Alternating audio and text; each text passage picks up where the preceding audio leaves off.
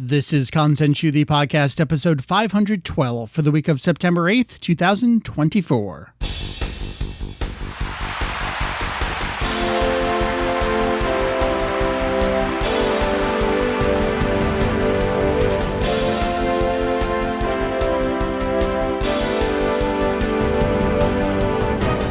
Well, hello there. Welcome back to Kanzenshuu, the podcast, an extension of the all-encompassing Dragon Ball fan site, Kanzenshuu. We cover anything and everything Dragon Ball in hopes of enlightening a little bit of entertaining. Hey, great to be back with you. It's Mike. You may see me around Vegito EX. Great to be back in the semi-swing of podcasting things here. This time around on the show, got a little bit of a split episode for you. Got a main topic that's already been recorded, edited, in the bag, ready to go. Love that. All topics are ready to go. You'll understand that reference in a little bit. And what is that exactly? It is a chat with AJ. You know him, you love him. Back to chat about animation, sure, but beyond for Dragon Ball Daima, which is about a month off from the time that this podcast is coming out. We have the main trailer for Dragon Ball Daima that just recently released. So I grilled AJ on some of the animation that we see in that trailer, yes, but we got characters, we got voices, we got a whole slew of things. Very interesting to learn what he's got to say about that, what he sees in the trailer, and maybe a little bit beyond that. It was a really great conversation, and I just kind of want to get to it as soon as possible here. Otherwise, on the flip, I'm going to chat a little bit here by myself about it felt like a giant project. It may not look like it looking at the webpage for it, but there's a manga guide page for the Dragon Ball GT anime comic that is done on the website. I've been working at this, poking at this for a very long period of time. I just want to share a couple of behind the scenes things about it and what I noticed going through it, and maybe a community call to action. Here's the main meat and potatoes for this here episode. Myself and AJ chatting about Dragon Ball Daima. I will see you on the flip side to talk that GT stuff. I feel like every time I see a cool piece of animation, what do? I call AJ. You call me and I ramble. It's the perfect deal we have. Were you expecting a new trailer? No, I don't understand the marketing for this show at all. Things just happen. That's another question. Yeah. It's like, okay, trailer time, I guess. Fine. So we're here to chat about the latest trailer. What was the name of it on YouTube? It was like the capital main lowercase trailer or something. Yeah, like I saw the main trailer and I was like, this is the trailer I thought you were going to lead with a year ago. But okay, I guess this is the main trailer. Fine. It's funny. So yeah, we are at a point now where we seem like we're getting what Daima actually is and will be compared to what have effectively been teasers before. Yeah. We've seen glimpses before, but now we have like the characters and they're named. Yeah, it's bizarre that it's taken this long to see, actual main characters. So I want to do a brief little recap with you. You've chatted about Daima before with me, but especially with this new trailer here, and we're a little over a month out as we're recording from when the series is apparently going to debut. I don't know if it's a hype check, it's an educational piece, it's kind of all that, the standard fare for Kanzenshuu here. But AJ, like the long and short of it is, as you've kind of described and teased for a long time, this is something that was originally codenamed Dragon Ball Magic. It was perhaps originally envisioned as a net series, a web series. At some point along the way, we get a formal name. As Toriyama typically does, he comes in and he tells people what to do. He changed the name to Dragon Ball Daima. It's very difficult for me to not put the O at the end of that, but Daima is a new word that he's created here. At some point along the way, they decided we're going to put this on Fuji TV in Japan. We got word on the time slot. Don't let me forget that. I want to chat about that a little bit here as well. Yeah. Something we kind of only recently learned was this even after Toriyama passed, that this is something that a la Battle of Gods was actually in the works without asterisk Toriyama to some degree, and it seems like he came in and cleaned house a little bit and maybe took direction of it. But we at least have him on the record saying he came into an in-progress product. But here we are a month away from the debut of Dragon Ball Daima. Is that all accurate? still was at the time, remains. What else can you say about the kind of like overall the product/project that is Daima here? Yeah, I mean, I wasn't aware prior to that public statement about it originally being this like spin-off thing they were doing, and then Toriyama came in.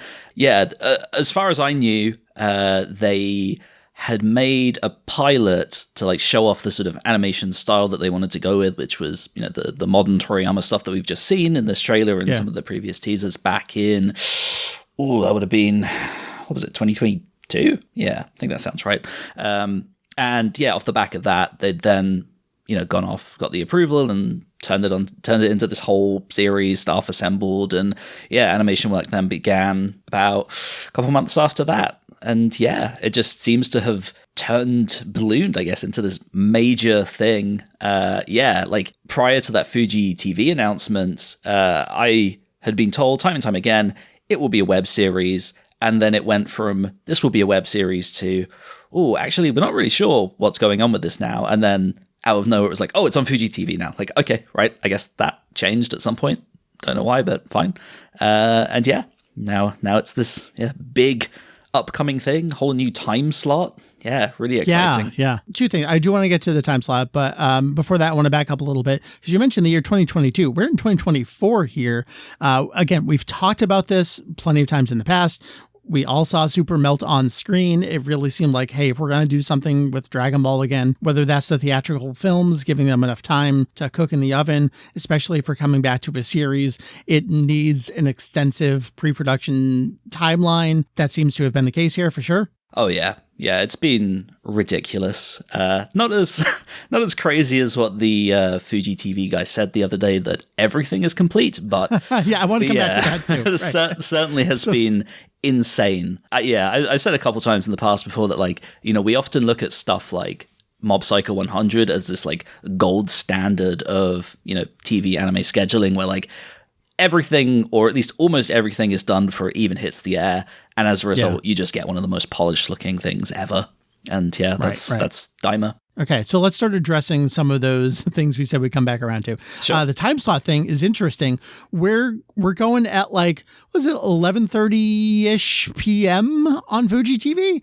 Yeah. This is not where Dragon Ball aired. No, we're in full late night anime now.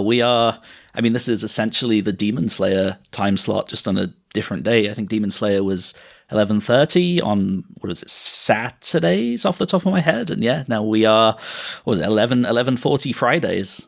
We are big boy late night anime. Very strange for Dragon Ball. Yeah, that I can't reconcile this in my head because by all accounts, approaches, this seems like a celebration / new chance to indoctrinate audiences. Yeah. We've talked about this for literal decades on this show, really starting with Kai and even going further back, as we've learned with the PS2 video games. All of these have been chances to, yes, go after the nostalgia audience, but in almost their exact own words, indoctrinate new audiences into this franchise. You need the fresh blood to keep things living and going forever and ever and ever. I don't know how you get the children audience at 11:30 at night, but at the same time, something you'll hear me say and see me say, kids don't watch TV. They're going to watch it on streaming or YouTube clips or something. Yeah. So does it even matter when it airs? It's just the fact that it does air. Yeah, I think for younger audiences, they're banking on like the midday reruns and the streaming and whatnot. But I think more than anything, the fact that it's at the time slot it has, I think, is partially born from necessity and also because of the new format of the show. Traditionally that Sunday morning time slot that I believe previously with Dragon Ball was Wednesday afternoons, I want to say. It was when Dragon Ball debuted, yeah. So I talked about this in the news post. Like, it started with Dr. Slump, where it was Wednesdays at 7 p.m. Dragon Ball inherited that time slot to Dragon Ball Z, to Dragon Ball GT, to the Dr. Slump reboot in 97, to then One Piece. And then it was One Piece that got moved, I think it was 2006, to the Sunday morning time slot. I'd have to go back in the notes on all that. I've had this all explained to me, but it was like a Toei executive change where they wanted to focus on variety programs programming, that kind of stuff. So they like move their anime block over to the Sunday morning, which we kind of think is like, from an American viewpoint anyway, Saturday morning cartoons is like the institution of the 70s, 80s, 90s here. So it kind of makes sense to us Sunday morning for cartoons. So that's where One Piece moved. And then we had things like Kitaro and Toriko that would air alongside it. And then Dragon Ball came back alongside One Piece 2 for the Kai era. They called it the Dream 9 block because it was on at 9 a.m. So we always have been thinking, well, that's where Kai went. That's where Super aired as well. When we went from Kai to Toriko to Kai to Super, will Dragon Ball come back alongside One Piece and reclaim kind of like this slot? Seems no. Yeah, I think it's one of those things where, so at the moment, there's no place for it in that time. So I believe it's, is it Tosochu? The weird running anime. What's even airing now? It's some hideous running anime that I know a couple of people are obsessed with, and it just looks terrible to me. But anyway, that is occupying it for the future. There's no space for it. But I think the format is probably the biggest thing here. Like those slots have always been for big long runners. And Daima doesn't appear to be that. Yeah, I think it's a pretty traditional 2-core anime. So talk to me about that. But then in light of, so I wanted to pull it up here. This was bonkers because this wasn't actually a Shueisha or Toei press release. This was like an actual media report on a story of something that was announced. And like we got it on a news site as opposed to from the Dragon Ball rights holders themselves.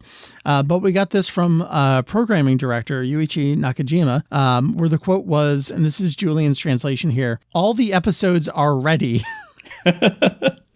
Yeah, I've seen a lot of different translations of like, all the episodes are complete, it's all done. And yeah, that's not the case. Okay, so how would you qualify ready here from what you know from your own contacts and what you've seen and heard? Yeah, I would presume ready means in the sense of like every episode is in a state where it will be ready. Like it's accounted for. Yeah, like to the best of my knowledge, like the first 12 episodes are complete. Like that's done, dusted, in the bag, ready to be aired.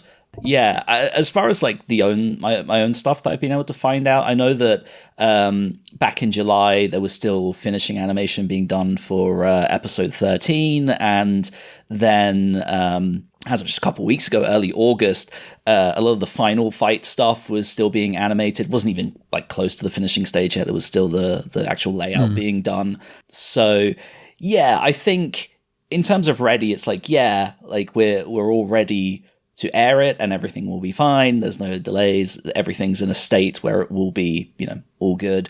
I think it's partially my own fault a little bit with some of the hearsay that's gone around. I remember saying back towards the start of the year, I think it was, I'd said that there were, I think 15 or 16 episodes, I think in the bag, I'd said, which I guess is very easy to take that in the same way that people take all the episodes are ready, all the episodes are complete, as everything's finished. Like fully recorded, fully animated, scored. Yeah, when I guess what I probably should have said is that like 16 episodes are like in the midst of production right now. Back at the start of the year, storyboards were complete and stuff. So yeah, it's like it's been a continuous production over all of that time, and continues to be a continuous production. And I get the sense that based on where things are now, it will probably finish production before it even gets close to its final episode. But yeah, it's not. Everything is not done. is the bottom line. So let's talk about what we can see, and that's in this new trailer where there's some beautiful animation going on here. Seeing this here, especially compared to some of the stuff we saw before, which seemed early, if I were to guess.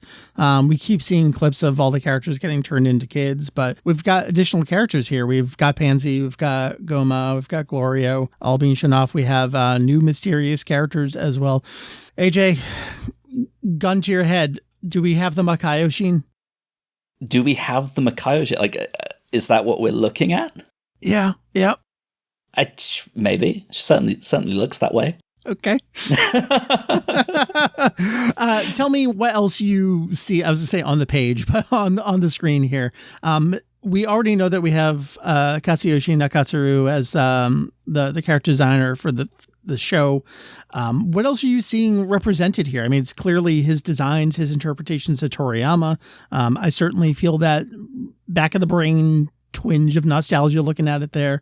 But what other flares are you seeing? Yeah, it's nice to actually see it in motion like this, to see like a sort of a decent slice of what the series will be like. I think bringing back Nakatsuru definitely invokes like that nice nostalgic feeling of like, oh wow, this is a character designer who understands not just Dragon Ball, but Toriyama's style through and through. I mean, famously, we obviously know to the point that Toriyama would often look at work and be like, is that me or is that Nakatsuru? Yeah, right. And yeah, that really shines through here, and it's really cool to see his work. Well, I mean, it's his work with modern Toriyama flair to it, which we have never seen before. I think what really stands out to me in the trailer is the consistency of it. I think one thing I was afraid of, because something I'd heard early days, was that one thing that they were really, really keen to avoid was Dragon Ball Super 2.0, where the animation quality was all over the place. There was no consistency from episode to episode, let alone scene to scene. Like it was rough, and they wanted to avoid that. And so there's a very stringent sort of animation supervision focus with this show. Everything will be corrected. It will be on model. And I think my fear with that was, okay, does that mean that we're going to delete lots of animators' flair and we won't be able to tell what's what? But I think this trailer really calmed my nerves on that.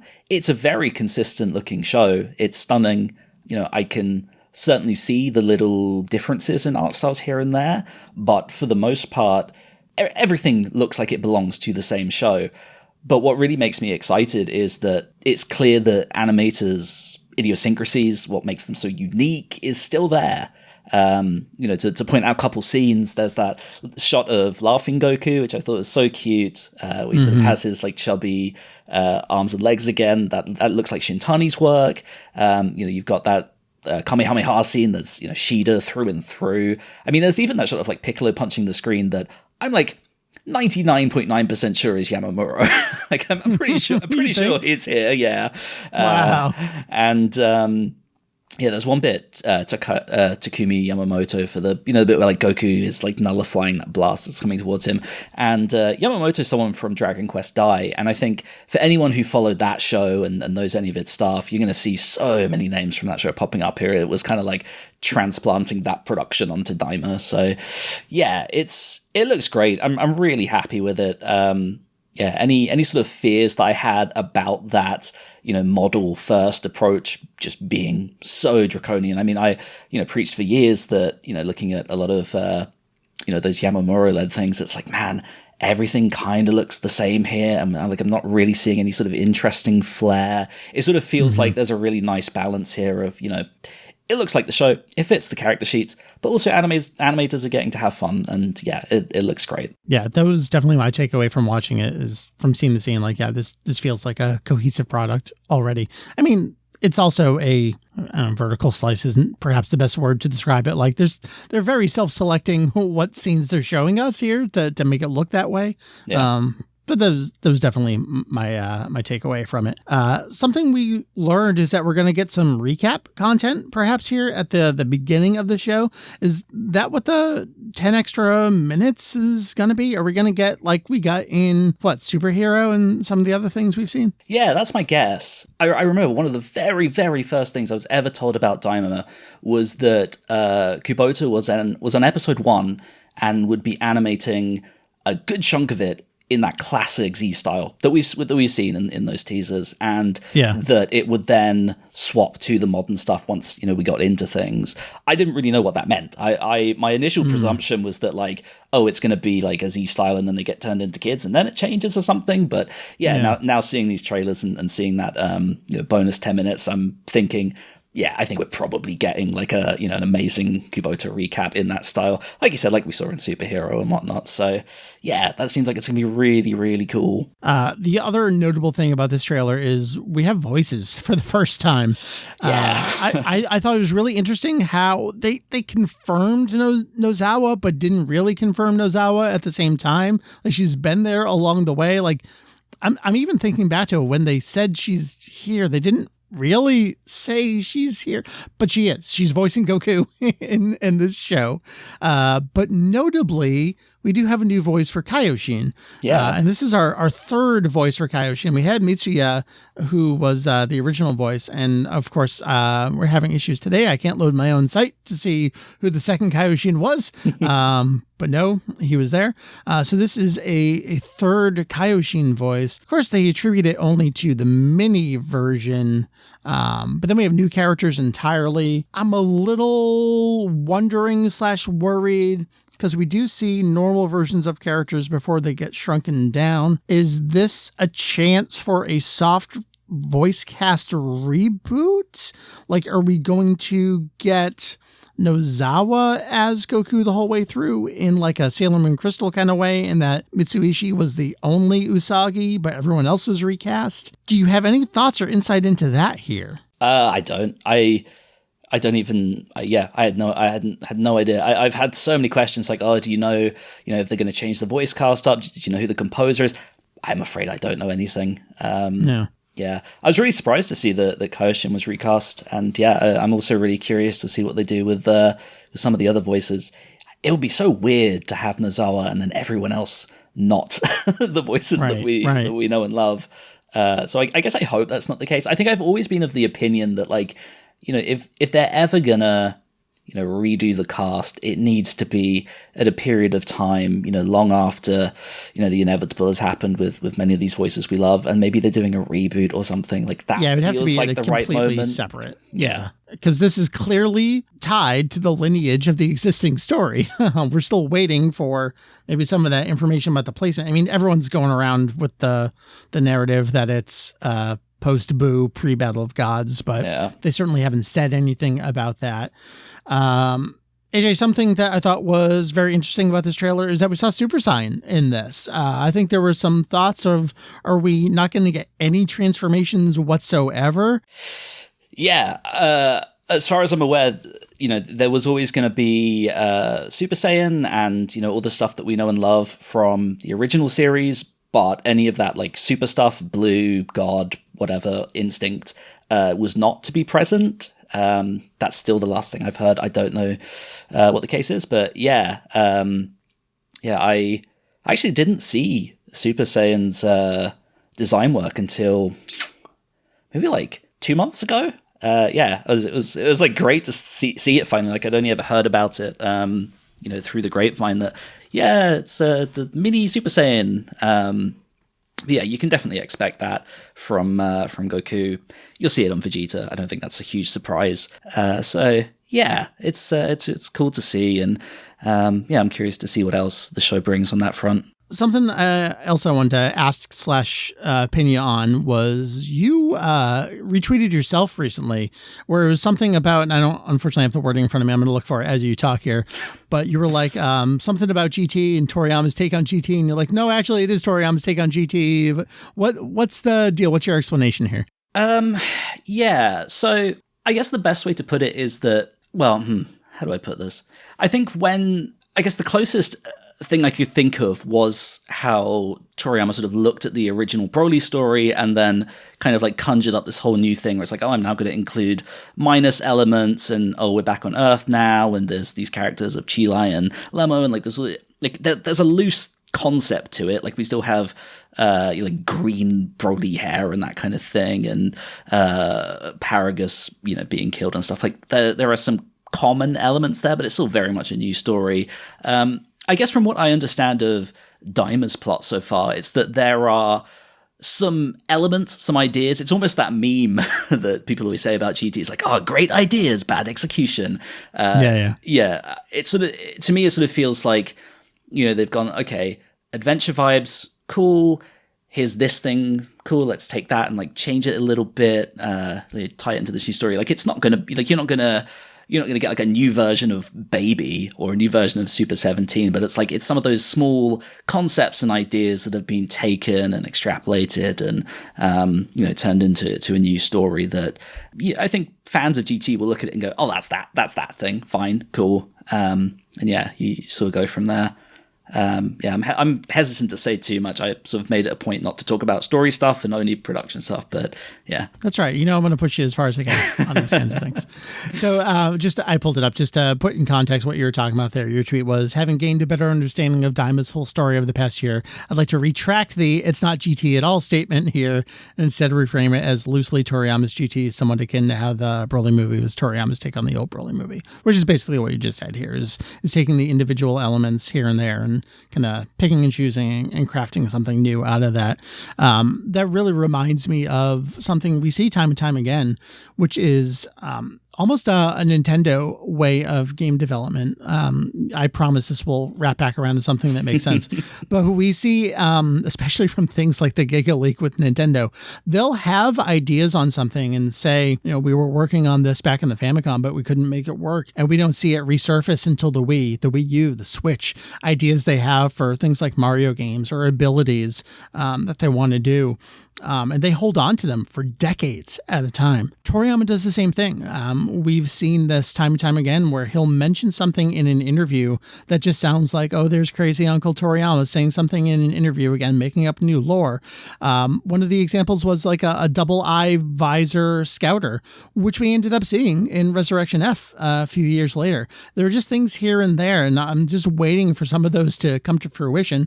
Who knows when they will these days, unfortunately, now that he's passed, and how much influence he'll take from those. But I think back to, we have this translated on the site, it was one of the single page comics Toriyama did for Weekly Shonen Jump before GT was premiering, or as it was just starting to air, where he says like, oh, if I could have thought of turning Goku into a kid again, I could have maybe thought about continuing the series that way. I feel like that's always been in the back of his head here. Like, damn it, that was a good idea. What if I did that? Yeah, I definitely think so too. Yeah, I mean, like, it's funny that the thing that initially made me say, like, it's not really GT was that everything that I'd seen and had been described, I mean, this was early in the production, so it was like early days story stuff, was this like big adventurous Dragon Quest-y kind of JRPG vibe that I think this trailer also kind of shows too, where you've got, these NPC looking characters who are very Dragon Quest-y designs. Yeah, the environments are, basically straight from those kind of games. But yeah, just as time went on, I'd sort of seen some other story elements and was like, oh, okay, I recognize what that's been taken from. And okay, I see how they're weaving that in. And that's a little GT thing, like, just little things like that. And so it got to the point where I was like, I feel like me saying it's not GT is now misleading. And I think I'm understanding, it's a little bit more like what we saw with Broly. And yeah, you're right. Like it's Toriyama hanging on to some of those old ideas and going, okay, sure, let's try that again and in a different way. So here we are. This is everything we've seen and heard about a month out from the debut of this series. All we know right now is the Fuji TV airing. Something we saw with Super was they weren't going to do a simulcast until it appeared they could land a TV deal for it. I'm very curious. In the years since then, it's been almost 10 years since Dragon Ball Super started, which I'm not really comfortable saying aloud. No, but please don't. With the changing landscape of television cable broadcast, are they going to care about that? I mean, everyone's asking, where's this going to be? Where am I going to be able to watch it subtitled? Where am I going to be able to watch it dubbed? I mean, who knows on that? We don't know anything about a Crunchyroll broadcast of this show yet. It's really telling as well because the Japanese version of the trailer is like October 11th, coming soon. You watch the English version, that's all been removed. There's no date on that at all. And it's like, okay, wow, right. What are we doing here? Like, yeah, I would be shocked if there's not a simulcast. That would be insane in this day and age. Especially if it's going to be a shorter show, at least with Super, with its manga simulpub and the TV simulpub. It was like 60 episodes into whenever Vegito showed up in the Goku Black arc. Like it was half the show, but at least there was like more of the show from then on to do. Yeah. If this is only going to be a 2-season show. Remains to be seen. Is the whole thing just going to be out and fan subbed by the time this comes around on an official broadcast? And I got to be honest, the people doing the subs on Dragon Ball stuff out there who still think they can do this barely understand English, never mind Japanese. I'm not particularly looking forward to that. No, yeah. The current state of the hero subs are questionable. It's dire. So bad. Yeah, I really hope there's a simulcast, because I just think it will be like Super for those first 60 episodes. It will be the most pirated show. And it's just like, man, how do you blame people for that, It's crazy. We got a month to find out. AJ, that is the current state of the magical world of Dragon Ball Daima. Any thoughts, plugs, things you want to do, doing stuff with Mark, doing stuff on your own maybe? What's going on? Yeah, I was thinking I will probably come back to YouTube finally after like 5 years or something, and probably do some videos on Daima. Yeah, I'm quite looking forward to it. I think one of the things I always found stressful back when I was doing it back with Super was I was doing it on my own, and it was, what I was trying to maintain a living from, and like there's so much pressure with all of that. And yeah, now that I work for Mark and have job security there, it's like it's quite exciting to be able to come back and just post without pressure. Like you don't have to think about the YouTube game. It's just make a fun video. Hopefully people enjoy it and take some fun info from it. And yeah, looking forward to coming back. Nice. Yeah, it's fun to do things you want to do on your own time that you don't have to worry about the roof over your head while you're doing it. That is very true. All right. Well, thank you, man. I appreciate it. As always, you're the best. Take care. Anytime. All right, so behind the scenes stuff, things I want to chat about, things that perhaps I am one of the only people on the planet equipped to chat about. So exclusive here on Kanzenshuu, the podcast, the Dragon Ball GT anime comic. So let's break that down. Dragon Ball GT. Yes, the same Dragon Ball GT that aired on Fuji TV from 1996 to 1997. We had 64 episodes. We had a single TV special out of it. That same series. Dragon Ball GT never had a manga. It was a TV original production from Toei. Now, there's like a bootleg manga out there, but that's not an official thing. And there's not the manga of Dragon Ball GT. It's someone else's take on it. Dragon Ball GT, though, has been a tentpole, a main pillar supporting the Dragon Ball franchise since, I don't know, kind of the mid-aughts that you don't really realize. I would say it started picking up steam again through the PS2 era of video games. Dragon Ball GT stuff was popular in particular, it seemed, with the international audience. In fact, in the Dragon Box for Dragon Ball GT in 2005, the Dragon Book that came alongside with it, Kozo Morishita, producer there at Toei. Morishita's the one who's been pushing for CG animation for decades now. And that's part of the reason why Superhero ended up the way it was. But Morishita responds to a comment here in the interview from the Dragon Box Dragon Book. Dragon Ball GT has also been broadcast in America and became popular over there. Morishita says Super Saiyan 4 has gone over particularly well there, and talks about Cartoon Network actually a little bit, and just how impressive it was that GT did over here. And it's funny how they go into how they cut out the early portion of the story and how they went back around to it. So we've got that kind of laying the groundwork, and Super Saiyan 4 was always popular. You think too, even some of those openings, and we get the One-Star Dragon and Super Saiyan 4 Gogeta. These are like big reveals and important inclusions in the games back then. And then as we get towards the end of that decade into the next one, Dragon Ball Heroes takes over, and GT it's there, and it's holding up that entire franchise. Think of how that series starts, and then into the Galaxy mission, then the Evil Dragon missions, and beyond. GT is huge, huge, huge. You look at the pages of Psycho Jump these days, and actually we're coming to the end of an era here. Some series are finishing up as Heroes wraps up, and we move over to Divers and kind of the immediate future here. But you look at Avatars and Meteor Mission. The GT anime comic isn't running anymore, but we'll get back to that. And even in the pages of V-Jump, I say there's a 50-50 shot when you open up one of these magazines. The first Dragon Ball thing that you're going to see half the time it's GT. Even during the serialization of Dragon Ball Super over in V-Jump, it still felt like, even more so, maybe a 75% chance that the first Dragon Ball iconography you'd see in the magazine would actually be GT. So about that, the GT anime comics started in Psycho Jump at the very tail end of 2013 in December. So it was in the January 2014 issue that came out in December. It was this thing, you think back to Kazuhiko Torishima, one of his big things is kind of like this, what we in America would call kind of like the 360 multimedia approach, where you do all these things, you get all these partners involved, they're all doing things together that correlate to each other, work off each other, bank off each other, support each other. You get the comic, you get the anime, you get the video game, you get the book, you get the novelization of the movie. Like, you do all these things together to help prop up the product. Torishima was huge on that. And the GT anime comic felt like a version of that to introduce the GT elements to this younger audience that was coming in through Heroes. And we know that was in fact a thing, that new kids were coming into the Dragon Ball franchise through playing the Dragon Ball Heroes card-based arcade game in Japan. And GT had not been on the airwaves since 1997. So other than expensive DVDs, there was really nothing for them to learn about these characters and spend time with these characters. And so you get them introduced in Heroes, and to support it, the GT anime comic comes out. And because by that point, the Evil Dragons Mission update series was what was going on in Heroes, this might sound familiar, stop me if you've heard this, let's skip ahead in Dragon Ball GT. So the anime comic starts with the Evil Dragons arc to support the Evil Dragons mission that is going on in Heroes. It does make sense in retrospect. So over there in Psycho Jump, we got screenshots with dialogue bubbles for Dragon Ball GT, and the Evil Dragons arc runs for 38 chapters from 2013 to 2019.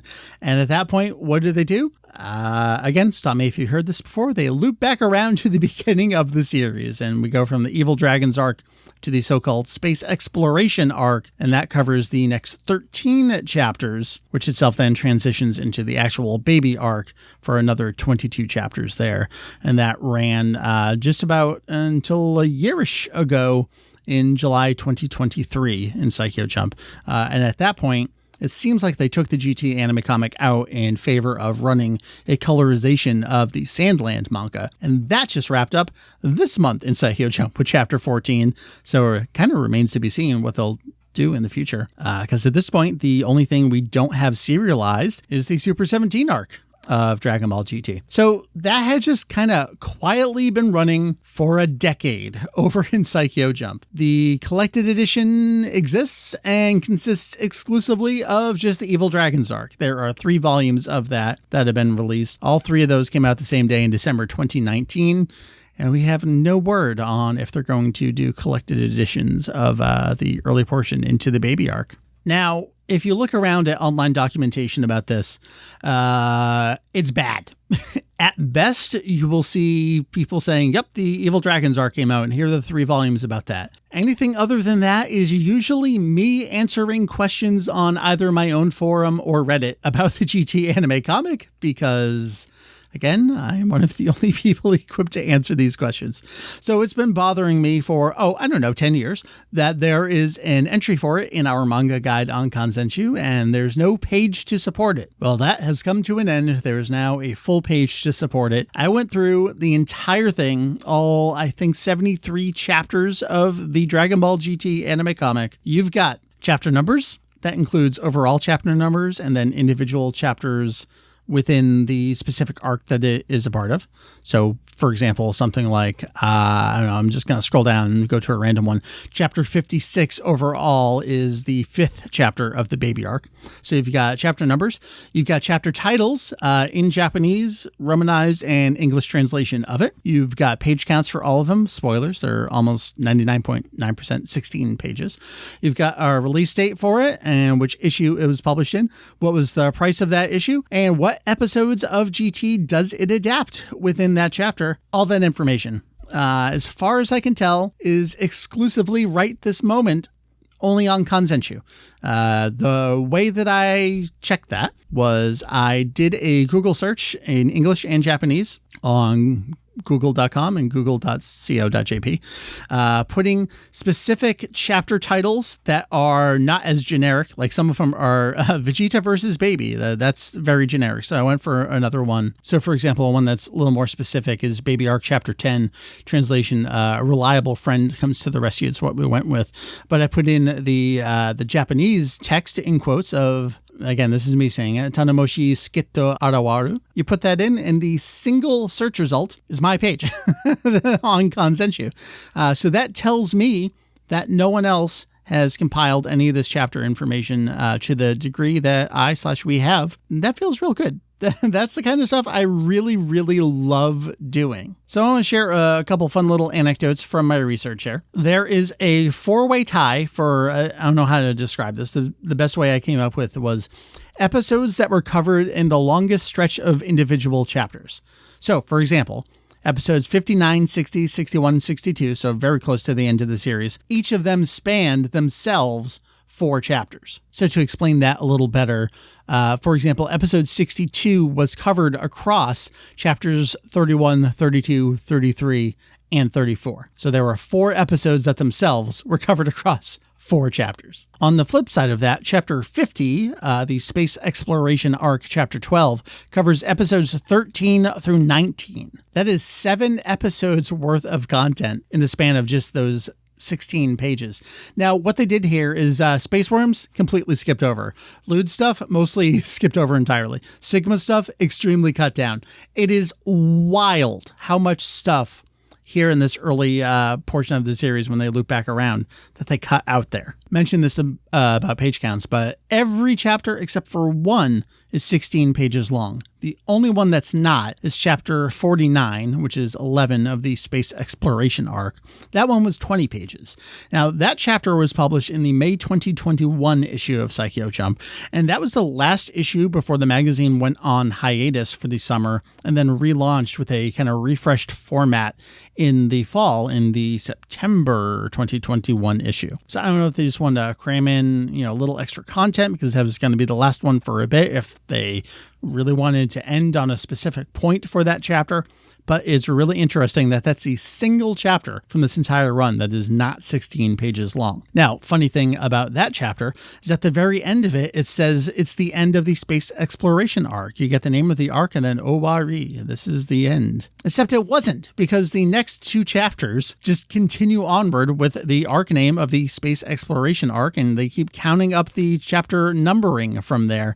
And it's not until another 1, 2, 3 chapters after this issue that the Baby arc actually gets a formal kind of like arc title change there at the top of the page and starts its chapter numbering all over again. Just a funny little thing there. Now, perhaps the most frustrating and interesting and funny thing about the GT anime comic, they made it wrong. So stick with me here. This gets a little technical, and I'm going to put it in layman's terms as best I can. So video on DVD is encoded at a resolution of 720 by 480. That is 720 pixels wide and 480 pixels tall. That's not 4 by 3. 4 by 3 would be 640 by 480. That's also not 16 by 9, which would be 852, 854 by 480. Why is this? Well, DVDs stored video in non-square pixels. That doesn't make sense, but it is how it is. Pixels on DVDs were a little rectangular. What DVD hardware software playback would do is kind of on the fly recognize what kind of content it was and squish it, for lack of a better phrase, to 640 by 480. Or if it was anamorphic widescreen video, it would stretch it to the proper 850 blank by 480. The folks who made the GT anime comic didn't know this, and so they pulled the raw video stream from the DVDs, clearly at 720 by 480, because everything is wider than it should be. So I put up a comparison screenshot on the guide page here. I tried to pick like a group photo and something that I had a good image of from the manga as well. The thing that I would call it when you look at it is look at Goku. He's center frame Super Saiyan 4. He's extremely wide and broad in the manga screenshot. screenshot. But when you look at what I did as a correctly scaled DVD screenshot, he's thinner. You can really see it there. And so everyone's just a little wider than they should be in the GT anime comic, because the folks doing the layout didn't understand DVD aspect ratios. Now, one last thing I want to talk about for this guide is you're going to scroll through it and you're going to see some chapter title pages for thumbnail images and some no images there. Now, I'm crazy, and back in the day, 10 years ago and beyond, I would go to Shueisha's official Psycho Jump website and I would click on the preview images for the manga they had that issue, and I would save all of those images. And I still have everything that I saved over that last decade. Except I didn't do it all the time. I kind of fell down on the job. And then when you fall down on the job enough times, you realize like, oh, I broke a streak. Well, I'll just stop and maybe I'll do it when I think about it.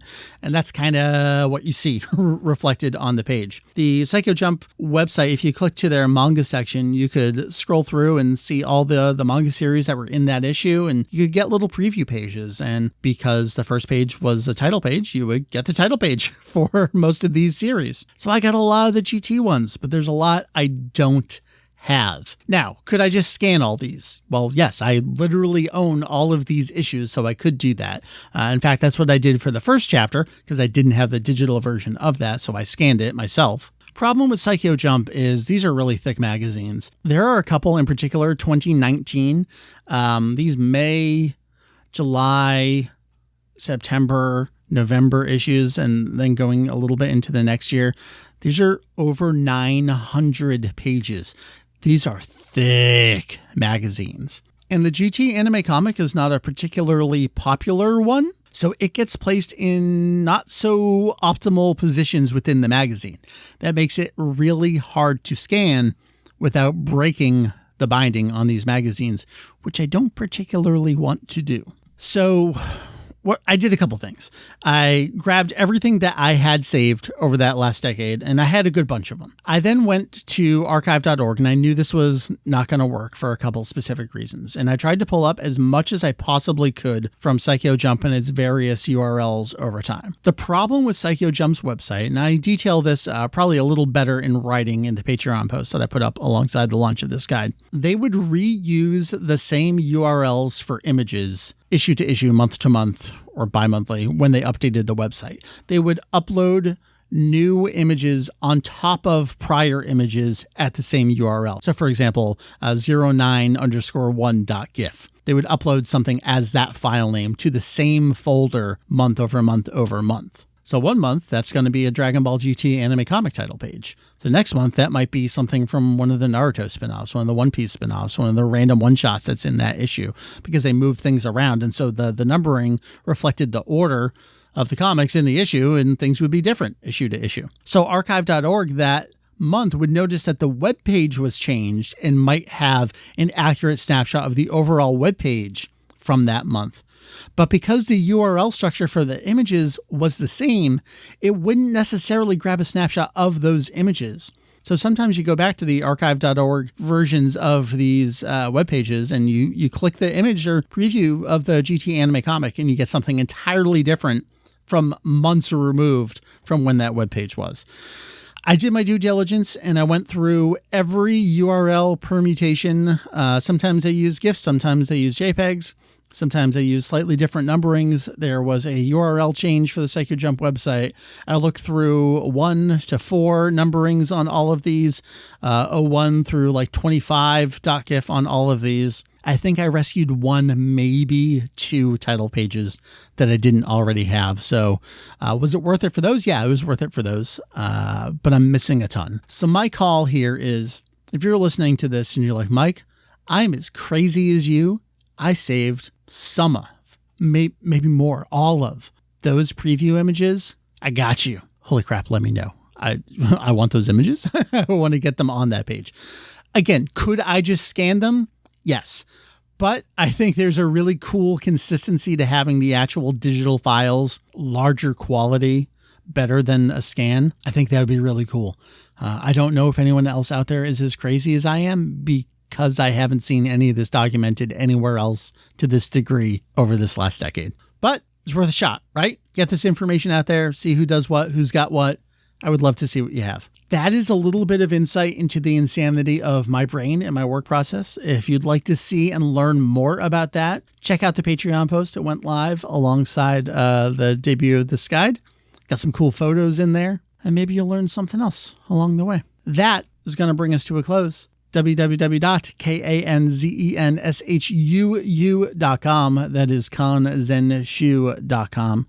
Appreciate you hanging out for this here podcast episode. We got some cool stuff coming your way in the future, both on the main site and in the podcast feed. Obviously, we'll be chatting about Daima. I got some other folks I want to be chatting with soon. We got some things we still need to review. So, hey, Mike, get to work. Get off the podcast and get back to work. So all the usual plugs, kanzenshuu.com, social medias at Kanzenshuu. We'll see you most Saturday nights on my personal Twitch, twitch.tv/VegetoEX. We stream Mario Kart, and the Mario Kart is incidental to the rest of the chat with friends and family of Kanzenshuu. Thank you for checking out the Akira Toriyama career retrospective panel that I presented live at Otakon this year. If you heard it in the podcast feed, awesome. If you didn't quite catch that, there's a video version of that. Yes, we recorded the full video. That's on the YouTube channel as well. Good Lord, there's probably more stuff I wanted to mention, but I'll leave it there. Thank you much, folks. I appreciate you. We'll see you next time. Later.